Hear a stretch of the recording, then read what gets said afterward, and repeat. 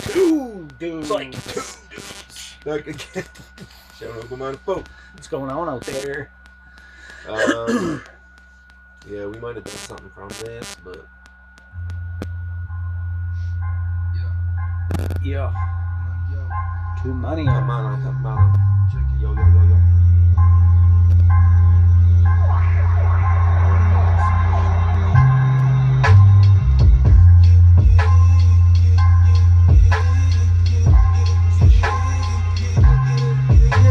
That's that shit.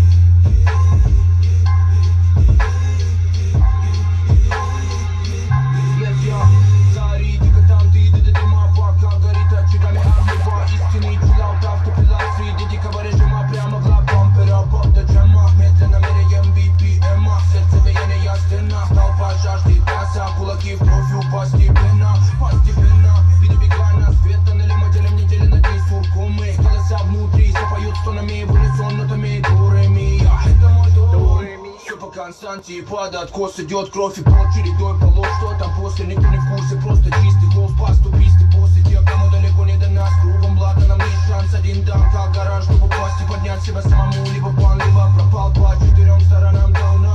Темнота, голодная волна, мы бежим от этого мира, но нас возвращает обратно. По четырем сторонам дауна.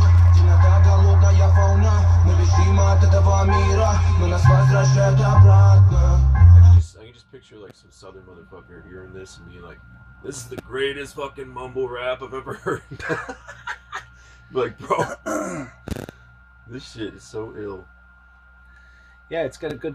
The guy's got a good flow. Fuck, I He love like TumaniYO. He's one of my favorites. Man. the way he'll, say a word and then chop it real quick Dude, and then go he's and younger like. doing this shit. 6-7 years I have no ago. clue what he's saying, Yeah, but it doesn't matter. But we know what he's saying. Yeah, On some level. I feel cool listening to it. Go into the vibrations. It's like he's using his voice like an instrument. Like fucking Miyagi when Miyagi hits, Yeah. bro. Andy Panda. This fucking window is this thing open up inside. Like Andy Panda's flow is one Dude. of the best I've ever heard. Like, and And I the don't way even he know what goes he's saying. deep. We're geeking right now. Like Andy goes deep on that voice, and you don't even expect it sometimes. Yeah, like It's like what? you That's expect him? it from Miyagi, but That's when Andy does it, that's like fucking wow. bonkers, bro. Yeah. But yeah, For when sure. Miyagi comes in with that trademark, he is the dude. That's why he's the captain, man.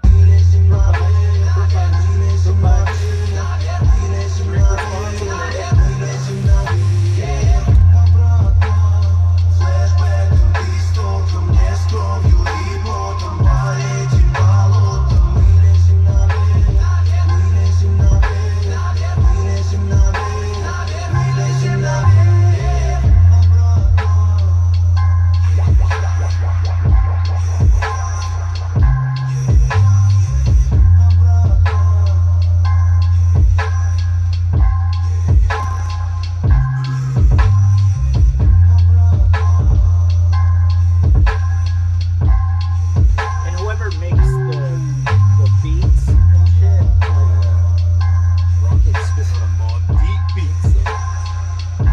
This shit's super ill. for 48 seconds. It's on Survival of the Fittest. What's that? Never heard of it. We reacted to it. It's one of Mob Deep's. Oops. We've done so many reactions. Somebody. Nobody ever gets this far into our videos, anyways. So I'm Some okay. very few people. Excuse me. No, somebody was talking about Lord. There was some comment about some rapper named Lord something. And I'm like, okay. Lord Like, Farquhar? I screenshotted it because they're like, you need to revisit this. It's one of those ones you need to go back and. I fucking Nice. forgot we even. I don't even know what the fuck it is, honestly. Huh. It's one of those ones. I did not see that one. Just check this out. Once upon a rhyme with the scenery sets, you see stress, streets It's a matter of life or death, no regrets. Life's the test, trife with special effects. Neighborhoods full of rats, cities of projects where the young cadets get stripes from the best. Comrades, the quest to be the next to finesse. Collect that and select best with death threats. Object, cheddar, better your total net. Trends to shed, let stress the outfit. Friends get wet, trying to make ends connect. Avenues to check, boulevard to sweat. Smell of gun smoke, small common than cigarettes. We got this for best, we got flicks for rent. We got giants, jets, the Knicks, Yanks, and Mets. We like much respect, sex to wet. High tech dialect, they ain't catch yet. I got you stuck. Yeah. Wow. He's talking about cheddar and bread, connections, dialect. Something about if you got the cheddar, you better strap this up. book again. Look. I started reading his biography again. I only read it once, or a few years ago. Yeah, he's just. Yeah, that guy was lived a life. Fucking awesome. He was like freestyling. Like the part where he's in, the part where he's in. Well, yeah, he was talking about when Kool Herc, the father of hip hop, he's the one that really planted those seeds early on. He'd go around to these different neighborhoods and have these parties. And, you know, he'd kind of get on the mic a little bit, but most of the time he just had these fucking rock him. He said he went. Yeah, he was there. Yeah, he had these monster he would impress speakers. the shit out of everybody. Like he would be sitting there rapping on these beats that this DJ would be laying. He'd just sit there and freestyle, and everybody would be like, "Holy shit!" But Kool Herc had this these little kid could monster. rap. Rakim said the speakers looked like 50-gallon barrels. So huge, like, and Yeah.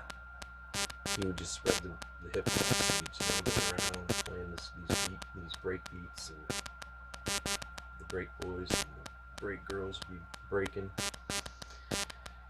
And yeah, there you go.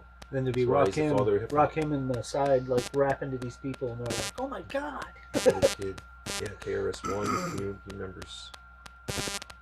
Yeah, he was too young to go into the parties at the time, but like they'd have him in buildings, and yeah, they'd have they said that some of the DJs would just plug right into the fucking street lamp. Yeah. The whole setup. Dope as fuck.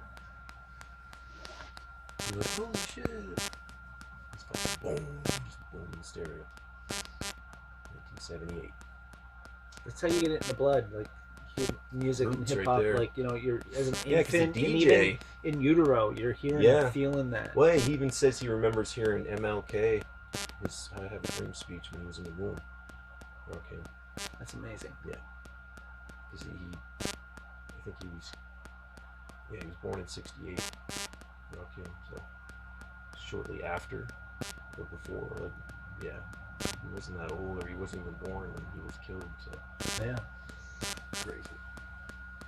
But yeah, that's absolutely. just hip hop. Yeah, that's just. I mean, the DJ was the star, and then for a while it was like, you know, the MC and the DJ were equally stars in the '80s and shit. But yeah. Because even as a little kid, like growing, like, you know, my dad would throw records on in the mornings, Saturday morning, Sunday morning. Just all of a sudden, bang! There's this music, and it's like cranked. You're like, oh my god! You blast for those about to rock. Yeah, the whole album. The whole album. So many good songs. They only ever played them that one, the one with Big Balls. Then it's got funny. like Ride On. Oh my god! Every person I heard, every time Ride On would come on, yeah, it seemed like that song was an hour long. Like an hour would go by. Everyone, and it was just 6 minutes. Everyone that hears Big Balls though, it cracks everybody up. Like it's always, I remember, it's always funny. The way Bon Scott sings that shit, it's so fucking hilarious. Did you ever remember David Hafford? He was in school around when we were in school. I went to school with a Hafford. And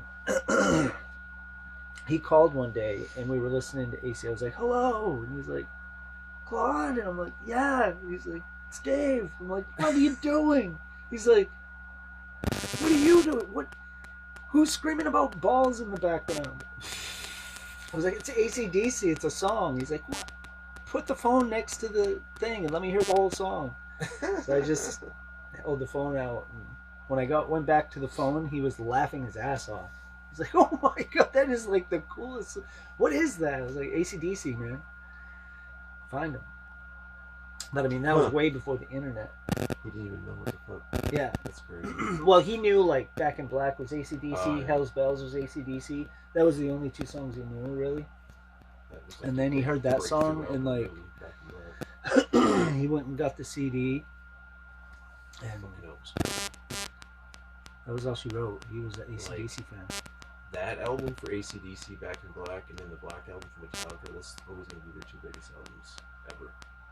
So like, Back in Black sold like fucking 60 million copies. Maybe. I mean, Metallica could still come out with something that'll beat their best. I don't know how many copies Master of Puppets sold, because that was like the first metal album to sell 1 million back in the day. Yeah, I don't know. I bet you at least 20 or 30. I mean, they sold like 130 million records. I think AC/DC sold. How many 200 Master of million. Puppets albums have been sold worldwide?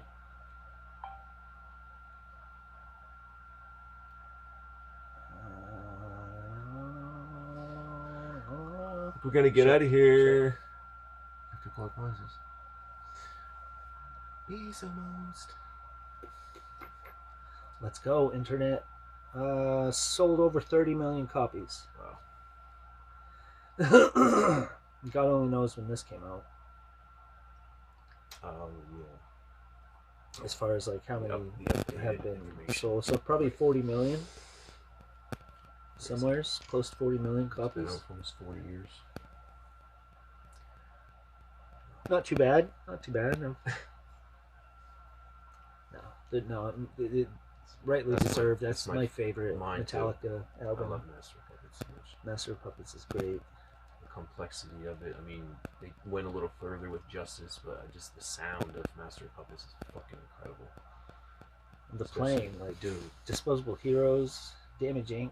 And some of the shit they never really did. Thing that As should far not as be. like, you know, One one of of the first to chug, really.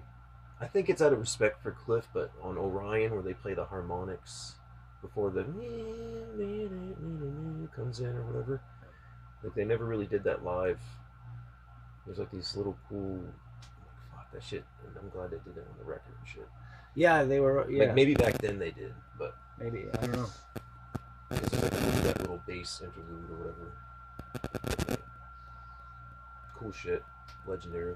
They Absolutely. did a great job making those records. So that's why they lived in Copenhagen to make, especially that one. The studio was like, it was just more. I think. Well, Lars is from there. Right? Yeah, they had Denmark, the- and then Well, it was they way got with, cheaper. They got with Mesa Boogie then too. It was way cheaper in the studio. They, you get way more time.